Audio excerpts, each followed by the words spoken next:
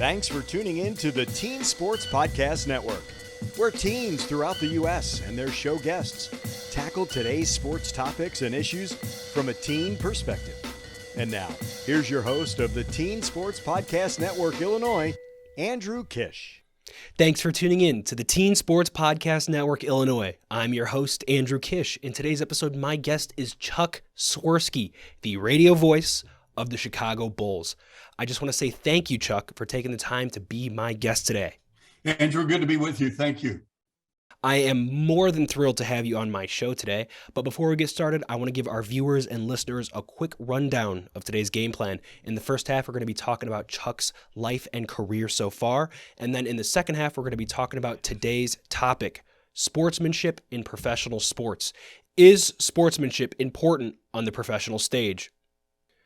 You know, before we start, I just want to say again, it truly is an honor to have you on my show today, Chuck. I've been such a long-time Chicago Bulls fan. For as long as I can remember, I've been rooting for the Bulls. So having the radio voice of the Chicago Bulls is really exciting for me. There's four voices I can recognize without seeing a face, and that's you, Bill Weddington, Adam Ammon, and Stacey King. So I have no words for today. So thank you so much. There's a lot of things I want to learn about you, your experiences with the Chicago Bulls. But of course, we got to start with the beginning. I believe your beginning started in 1979 on WCFL. What was it that made you want to transition into sports broadcasting? Well, I knew I wanted to be a sports broadcaster, Andrew, probably at the age of 5.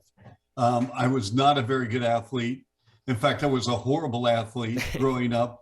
And there was that separation point where you're playing ball with the kids in the neighborhood, and all of a sudden you come back for school, like in the 4th or 5th grade, and they've really grown, and you've kind of stayed the same. And you say to yourself, okay, well, that was fun. What's next? Yeah. And so, but seriously, I mean, probably at 5, 6 years old, I knew I wanted to be a sportscaster. And I was so locked in. I grew up in Seattle. We didn't have an NBA team until I was 12 years young. Okay. So before that, though, we would get the game of the week, and it was on ABC. It was a Sunday game of the week. And in those days, they had the old Baltimore Bullets, the Cincinnati Royals with Oscar Robertson. And I mean, I just loved it. For whatever reason, I got hooked into the NBA very, very early in my developmental years. And my goal was to be an NBA broadcaster and, going on my 25th season in 22, 23. And here we are. I can really relate to what you just said. From a very young age, I fell in love with basketball. And I don't really know what it was because I tried a whole bunch of different sports, swimming, soccer, baseball. None of it really stuck until I tried basketball, and I fell in love with it. And later on in my life, I became obsessed with the NBA. And then, of course, also the Chicago Bulls. I love Chicago sports, but the Chicago Bulls, that's my baby. And it's always because of my love for basketball that I have this passion for sports broadcasting. On the topic of Chicago, I know in the late 1980s and early 1990s, you worked at WGN in Chicago. And I know you worked on a multitude of shows. What was juggling all of those experiences at once like? Well, it's great because it kept me fresh. And in a sense, it really drove my passion to not only get better and more educated and more knowledgeable, but I had to stay on top of things as I do in the NBA today, because this is my obviously primary job, the Bulls and the NBA. So I have to know what I'm talking about when it comes to the association. Well, when I was at WGN, whether it was pre-half and post-game shows for the Bears, pre and post for the Chicago Cubs, morning drive sports, and then freelance work, I mean, there was no margin for error whatsoever, Andrew. And so when someone said, okay, the Padres are coming to town to play the Cubs, who's in their starting rotation? You better know what you're talking about as far as the Padres starting rotation and their middle relievers and their closer. And you better know the Cubs farm system, who's playing well in AAA, AA, single A ball, whatever the case may be. Same thing with the Bears. Draft's coming up. Bears need an offensive lineman. Give me the 3 best offensive linemen in the NFL for coming out in the draft. All these things were coming at me, but Andrew, I loved it. Yeah. And it kept me sharp, and it kept me really locked in, and it made me a better sportscaster. And it also continued to make sure that I would look in the mirror and say to myself, listen, I need to get it done every day, not every other day, not every 3 times a week. Every single day you got to bring it. So back in the 90s, you had just mentioned that, you had to be prepared. You had to know like the opposing team, things like that, and back in the 90s, you couldn't just Google search all your information. What was it like? How did you get all of your information so you could be on top of your own game?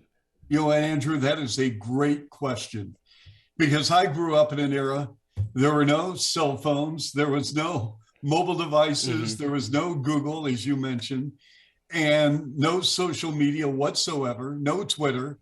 And so you picked up a phone, it was a landline, okay? And you picked up a phone and you made some calls. And so I would call, for example, let's say the Cubs were playing the Cardinals. I would call the St. Louis media relations staff or radio station KMOX. In those days, the Cardinals were carried on a huge 50,000 watt station. You talk to someone in the sports department and you would say, okay, give me a feel for your ball club right now. Tell me about the rotation. Who's coming in the pitch against the Cubs? And that's how you rolled. And if it was John Tudor one night, you went with John Tudor, against Rick Sutcliffe. And that's how you did it. And again, I can't underestimate and tell you how important it was to make sure that the basic values and principles of hard work applied. And so you had to get it done, because I never wanted to enter a broadcast, okay, without making sure that I was prepared. That old cliche, failure to prepare is prepare for failure. Well, it's true. And so if you don't, I'll share a quote with you. Okay. And it came from a blues singer by the name of Dick Mackey. And I'm in Columbus, Ohio. Right before I came to Chicago, I was doing a talk show in Columbus. And my friends and I went to hear Dick Mackey play in Columbus. I will never forget this. And after his first set, he came over to our table because he knew a friend of mine. And we sat down and we were talking. And he goes, I'm going to give you a piece of advice. I was very, very young at the time, right out of college. And he said, you better take care of your homework, because if you don't, somebody will. I will never, ever forget that. And that's a really good piece of advice. It was a great piece of advice. In other words, if you don't get it done, if you go through the motions, okay, you can have all the excuses in the world. If you go through the motions, it's going to catch up with you. It may not catch up with you tomorrow or in a week, but it will catch up with you. And that's why, like when an athlete retires and he says, I want to get into sports broadcasting. Okay, well, because of your name, and especially if you are a big name, you're going to get that chance. Yeah. You have an agent. They know everyone at networks. The networks are always into big names, because that means maybe people are going to tune in, and the eyeballs, that means and equates into people watching. Okay, but guess what?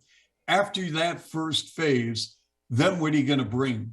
You can't rely on, well, listen, back in the day I played against him. That can only take you so far. Yeah. You got to do your homework.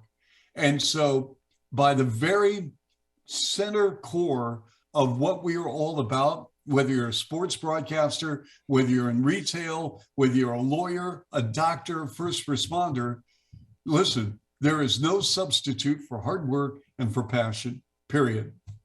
I agree completely. And as someone who doesn't have a huge name to get me into this industry, those are definitely key points I'll have to keep in mind.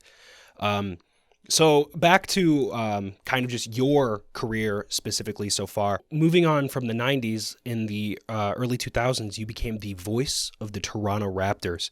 This was a great time in their history as they were newly founded, and this was the beginning of the Vince Carter era. What was it like to be a play-by-play announcer in such a monumental time in this franchise? Well, it was a young franchise, as you know, Andrew. Mm-hmm. And so Vince Carter, the Raptors made a draft day trade with Golden State. They flipped picks, and the Warriors took Antoine Jameson, who, ironically, a teammate of Vince at the University of North Carolina.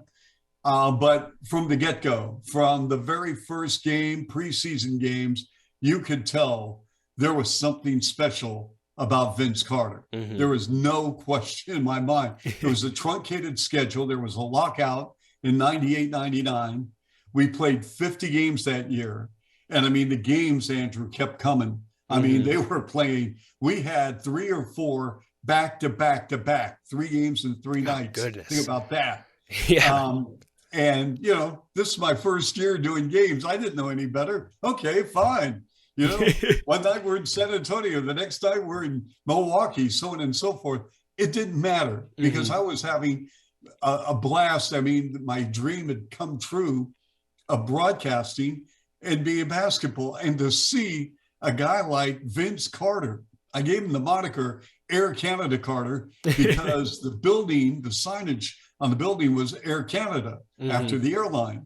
And the way Vince was taking flight every game, throwing down some dunks. And I mean, he was just abusing the rim, whether it was a 360, whether it was a, you know, slam dunk, tomahawk, windmill, you name it, he was getting it done. And so I called him Air Canada Carter. And then, of course, Shaq made it famous with half man, half amazing. And we had Vinsanity, we had everything. Yeah. And it was wild. It was unbelievable on a nightly basis. Yeah, it must have been thrilling to be the voice of the Toronto Raptors at that time. Vince Carter's known for being one of the best dunkers to ever step foot in the NBA, if not the very best dunker to ever play. You know, being there on the nightly basis to do play-by-play had to have been super exciting. You know, and on the topic of high-flying dunkers, Derrick Rose is another player you got to be an announcer for. I know in 2008 you returned to Chicagoland to become the voice of the Chicago Bulls, which was perfect time for the rise of the Derrick Rose era because he was drafted in 2008. What was it like to be the voice of such a historic NBA team, you know, with Michael Jordan in the 90s? But not only that, a team going through revitalization with its young core at the time. Well, you're absolutely right, Andrew. I mean, I was very, very fortunate. You know, one rookie in Vince Carter, and then you flip the script. All of a sudden, you're in Chicago, walking into the United Center, walking past the Jordan statue. You go downstairs, you put on headsets, and you see a kid from Chicago, Derrick Rose, perform. And, you know, he won Rookie of the Year, as we know. But, I mean, the MVP season he had was spectacular. At the age of 22, youngest player ever to win the MVP in the NBA. And he was destroying opponents off the dribble. He was violent to the rim. His body was going through jagged angles to get to the rim. And I mean, I was amazed, just like I saw Vince Carter play above the rim. Well, Derrick Rose not only played above the rim, but really below the rim. That's where I was so impressed with Derrick. And it's unfortunate that he got hurt. Yeah. I mean, I'm still pleased that he is still an active player, because when he went down for the second time with a different knee, with the MCL in Portland, I started to have serious concerns whether or not he would ever even get to the point of coming back to play on a consistent basis. And he proved me wrong, which I'm great. I mean, I was concerned about his health. I was concerned about whether or not he was going to be able just to put on a pair of sneakers and hoop. And, you know, here we are. He's still an active player in the NBA. You know, injuries robbed him, I think, of a Hall of Fame career. But boy, those years when he was healthy, my goodness, Andrew, it was unbelievable. Yeah, I mean, honestly, I said before, I don't know what it was that made me fall in love with basketball at the beginning of our conversation, but I think it was Derrick Rose. When he got drafted, I was only 8 years old. I was still a little kid, and being able to put the Chicago Bulls game on and just watch him fly really, you know, inspired me to like be a basketball player. Obviously, you know, I realized not far later that I'm not the most athletic person in the world, but my love for basketball always remained. And watching him, have his struggles when he got traded over to Cleveland and debate if he still wanted to play basketball, seeing him persevere and then have that 50-point game for the Timberwolves was probably one of the most emotional basketball games I've ever watched. Yeah. I mean, and his love for the game. And plus, let's be very transparent about this. He's a really good guy. Mm-hmm. I mean, I had a chance to get to know him, and I'm not personal friends with him. I'm just talking about a professional relationship. Mm-hmm. But he is never big time. He's never, ever been rude. Mm-hmm. He's always willing to come over to talk. And I can't say enough really good things about him because he's a good person. He really mm-hmm. is. He's got a really good heart. And before this is all said and done, mm-hmm. I hope he's in a position to win a ring somewhere, because I'd like to see him have an opportunity to close out and cap off a career with a chance to end up in an NBA Finals. Yeah, I agree. That would probably be one of the best things to see for him after all he's been through, mm-hmm. and being such an influential person. Speaking of influence, as a person who wants to get into the sports broadcasting field, I've had a lot of different influences on my style and how I am. One of them being you, of course. And I could imagine, with such a long, successful career, you had a lot of influences in your life as well. Who was the biggest influence for you? Wow. You know what, Andrew? I don't think I could say one, because mm-hmm. there are different layers of life. And as the script is written, mm-hmm. the chapters change because life is very fluid. Yeah. When I was a kid, my mom, my grandmom, very, very, very influential. Mm-hmm. My father died when I was a kid, and my mom, my grandmom, basically, put me on the line of saying, okay, here are the do's and here are the don'ts. Mm-hmm. And this is going to be a journey. And you have to go through the bumps in the road. Life is not a straight line. You're going to have some good moments. You're going to have some challenges. You're going to have some joys. You're going to have some struggles. But those two were unbelievable. Mm-hmm. As I got into my professional life, whether it was Vince Bagley, who was like the king of Baltimore sports, mm-hmm. and I got to know him as a kid, and he was very, very influential in my life. Ernie Harwell, longtime voice, Hall of Fame voice of the Tigers, Joe Tate of the Cleveland Cavaliers, Pete Gross mm-hmm. of the Seattle Seahawks, all these mentors that I just kind of like idolized, because number one, as human beings, Andrew, they were fabulous human beings, just mm-hmm. so giving. And then on top of that, they happen to be really, really good, excellent, in fact, and superb in their chosen field. And, whether it was Pete, whether it was Ernie, whether it was Joe, whether it's Vince, all those individuals have now passed away. And the way I look at my life is they always gave me something, and that spirit still runs in my heart. Mm-hmm. And I hope when I leave this earth, I hope I have touched the lives of some who came to me and said, hey, can you listen to my tape? What do you think of my work? How can I get better? Mm-hmm. What am I doing right? What can I do to get, put me in a position one day where maybe I can do NBA play-by-play or sports talk or something in our industry. And mm-hmm. that's why you leave wisdom and a kernel of your heart and soul with another person, and you nurture it and you water that seed for the next generation. I don't know if that makes sense, but that's where I'm coming from. Yeah, I get what you're saying. It does make sense. And, me asking you all these questions has been so fascinating to me. But we are limited on time, so we're going to go ahead and move forward from this segment so we can get ready to talk about our topic of the day, being sportsmanship in professional sports. Is sportsmanship important on the professional stage? We're going to be talking about this and more right after this short message. You're in high school, serious about your future, and have a real desire to be near the action. Hi, Andrew Monaco, voice of the Texas A&M Aggies here. If you have an interest in a sports broadcasting career, the YSN Masterclass for high school students is your ticket. An online, on-demand series of video lessons conducted by sports industry professionals ready to help fast-track your sports broadcasting career. Learn more and register today at ysnacademy.com, ysnacademy.com.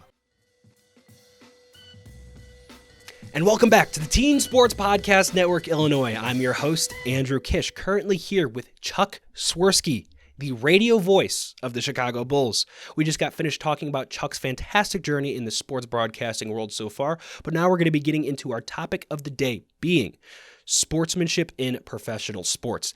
Is sportsmanship important on the professional stage?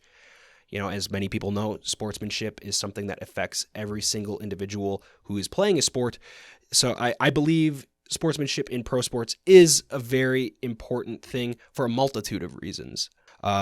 First, like we stated in a previous episode of the Teen Sports Podcast Network, athletes are role model to our children, and, you know, they show children how to act. I mean, as I grew up watching the NBA, I mimicked their play. I mimicked their celebrations, all this stuff they did. They are role models. They are influential. You know, and sportsmanship is a sign of professionalism. Lacking it could be a bad look for the entire industry of sports, not just a specific game. Sportsmanship promotes friendly play, you know, preventing skirmishes and bad blood between teams and teammates. What are your thoughts on all this, Chuck? Wow. Well, we could go a lot of different directions, Andrew, with this. I think sportsmanship is important because I do think it carries over to elements of life, away from the ballpark and away from the arena. And these kids, and just like when I was a kid, you were a kid, we saw how athletes handled themselves, their mannerisms. And I think, every individual is different. And so I want to make sure that we don't have a cookie cutter mentality. I think everyone has to be comfortable with who they are and their beliefs and everything that comes in between. So, for example, when an athlete goes down with an injury, I think it's really, really important. And again, there are dynamics involved. When an athlete goes down with an injury, I think it's okay for an opposing player, especially a player that was around that situation, to go and check on a player. I have no problem with that whatsoever. No problem whatsoever.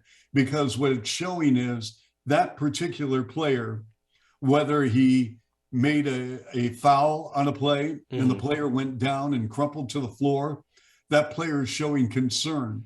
That player truly cares about that individual who, by the way, at that point, no one really cares about whether or not he's got 25 points on the night and he's a superstar. What you're concerned about is the care for that player's health and safety. And so I think that is good sportsmanship. I think good sportsmanship is the fact that you handle and you conduct yourself in a manner where, okay, we want you to have fun. We want you to make sure that you understand the moment. And I think the moment, this is what we have to deal with, Andrew, is the moment. How do you handle yourself in the moment? And so people are saying, well, what about this guy? He's got a bat flip. I have no problem with bat flip if it's done to celebrate. Now, if you're showing up a player, that's when you cross the line. But if a guy hits a home run and he does the bat flip and he's not directly looking at the pitcher, so to speak, I don't have a problem with that, because you know what? He hit a home run. He should be excited. There should be a celebration. And the other thing is, speaking of sportsmanship, because really this takes on a different tone and the definition of what sportsmanship is. So there was an unwritten rule, that you're leading by 9 runs and you can't steal a base. I've never understood that. Because how many times have we seen teams all of a sudden come out of nowhere and they put together a rally Whether Yeah. it's a ninth, who knows, a ninth inning rally, you can start getting lit up on the mound, and your Yeah. bullpen's having a bad day at the office, and before you know it, you got the bags loaded with the one out, and your lead is only 4 or 5 runs, and then what? Yeah. So I don't have a problem with a guy, stealing a base. I don't have a problem in a no-hitter, a guy trying to bunt.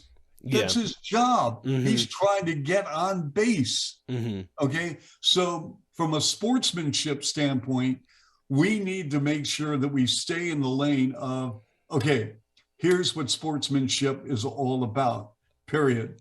And Yeah. sportsmanship is that, when you lose a game, you lose a game. Mhm. And afterwards, if you want to shake hands with opponents, you shake hands with opponents. I think we make too much of this, that after a game, so-and-so left the floor and didn't even shake their hand. Yeah. Well, you know what? That's their prerogative. Hmm. If they want to shake hands, shake hands. If you don't, you don't. But on the other hand, look at the video. When the Pistons walked off the floor right in front of the Bulls bench in 91, Hmm. now to me, that was poor sportsmanship. I agree. I know exactly what you're talking You know about. exactly Yep. what they were doing. Hmm. Okay. And they were crybabies, and they handled it poorly. Yeah. Yeah, I think a lot of it comes down to differences in like an individual. Like one thing that you had just mentioned, the bat flip. It's almost like some people see it as taunting, some people see it as celebration. And one thing in regards to sportsmanship that I hear debated a lot in modern sports is trash talk.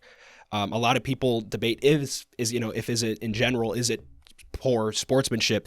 Many say sports need to penalize player for disrespecting other players with their words, but a lot of people say it's part of the game. It's fun for some players, and I believe trash talk has its levels, in regards to the game, and talking about like a player's game. But I don't think that's necessarily disrespectful. But going beyond that, I believe can be disrespectful, making it not about sports. I know there's been, for example, in the past, there's a specific NBA player, which I'm not going to name because I don't want to drag anybody through the mud, but there's a player that's notorious for a lot of his trash talk who has brought up, other players' families when playing in games. That's completely uncalled for. That's not sportsmanship. But, I think healthy trash talk, telling players is something like, oh, you can't stop me, or you got to be faster than that. I think that stuff's, I don't think that is bad sportsmanship. I know a lot of players find it fun and tactical in their respective sports. I know a lot of players do it to feel dominant and give them that confidence boost, or even do it as a mind game so they can play better while, their opponents don't play to their full abilities. Do you think trash talk is unsportsmanlike?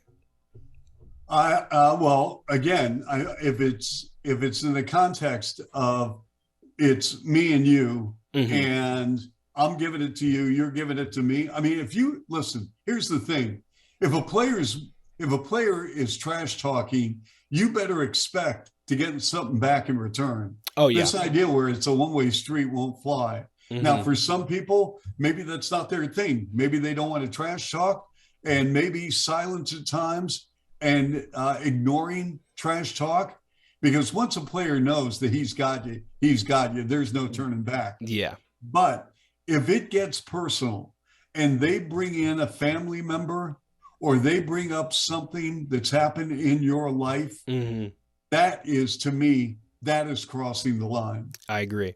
Period. Yeah, because it's a difference between having fun and poking at somebody, because everybody does that. That's just human interaction. But there's lines to it. And I think another facet of sportsmanship that we see a lot today is player interactions with other non-players. A big example is referees. And obviously when I don't want this to be taken out of context, when people are playing sports, they're heated, they're they got all that adrenaline, they're going to be yelling and stuff. I don't think the issue is like they're yelling at the ref. I don't think that's a problem. They're just talking to them. They got the adrenaline pumping. It's just sports. A lot of people say players shouldn't be talking to officials at all. They shouldn't say, hey, that call was wrong, or they shouldn't be questioning what they're doing. Do you think, a player going up to a referee saying, "What did you just call?" Like, is that, or getting upset about a call? Do you think that's bad sportsmanship? Well, here's the thing. I'm all in favor of players within reason talking to an official. Mm-hmm. Just like I think an official needs to list the players. Mm-hmm. But I also think a player needs to have some restraint.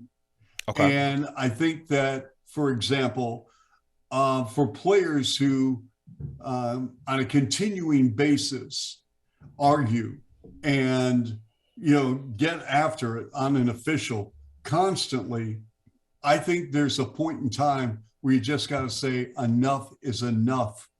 And really, if you think about this, we have seen the history of players where they continue to gripe and argue and go after officials on some nondescript call because it didn't go their way. And what it does, Andrew, it actually hurts that player more than helps the player who's arguing. And so if I'm an official, and by the way, officials are human beings, and that player has a really good reputation, very seldom questions a call, never really goes ballistic and not animated, never shows up an official. Chances are, if that player, by some chance, kind of is a little bit demonstrative or more than we've seen out of him, I think an official will take that to heart. I really do, because of the rep. But, I think there is way, way too much.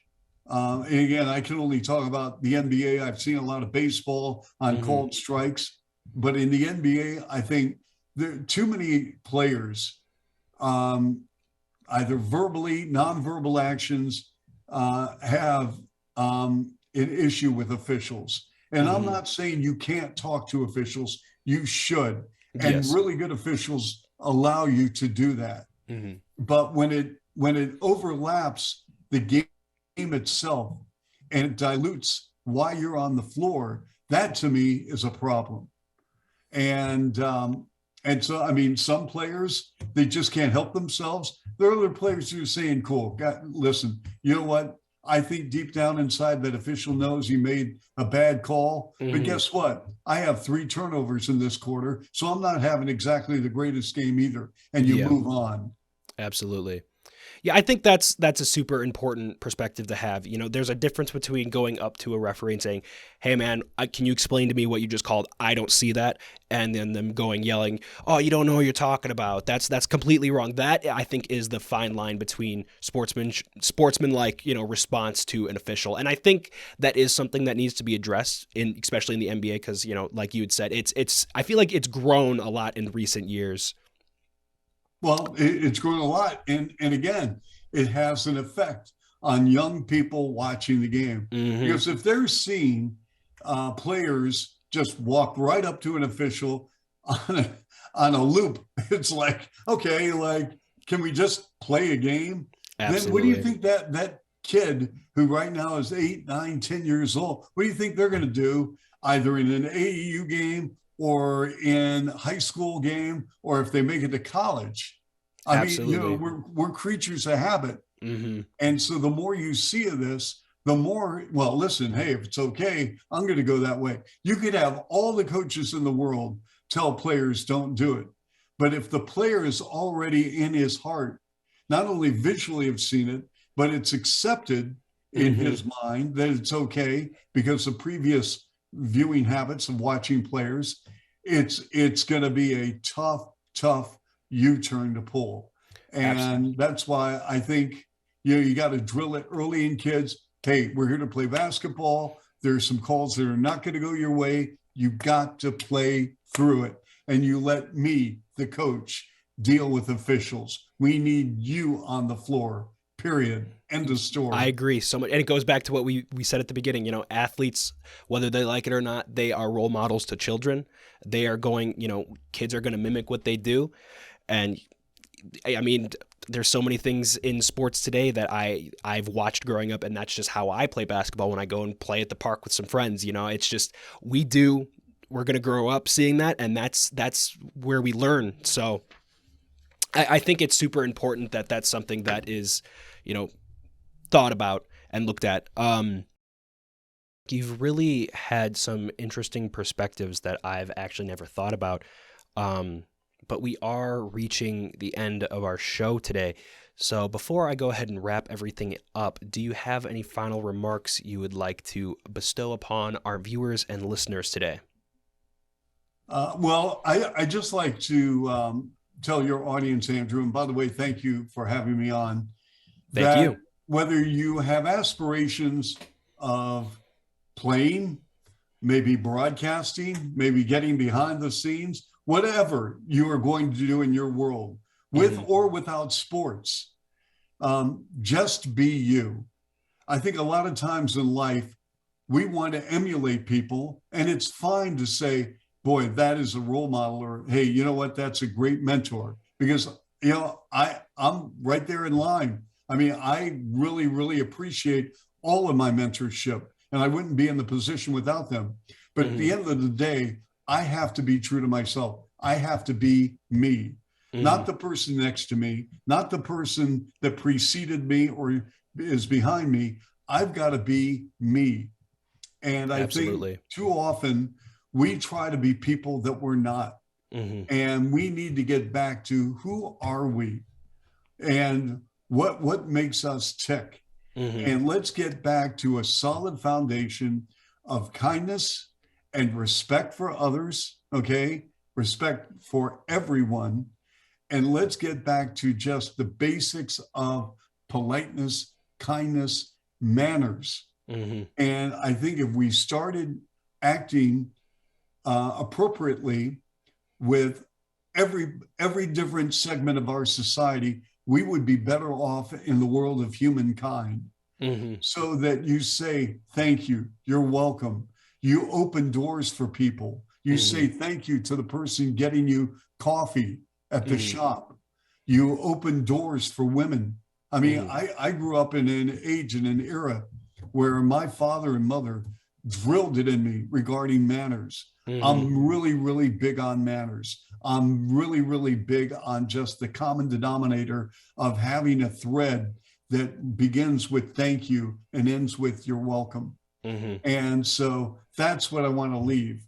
And I'm not here to pontificate.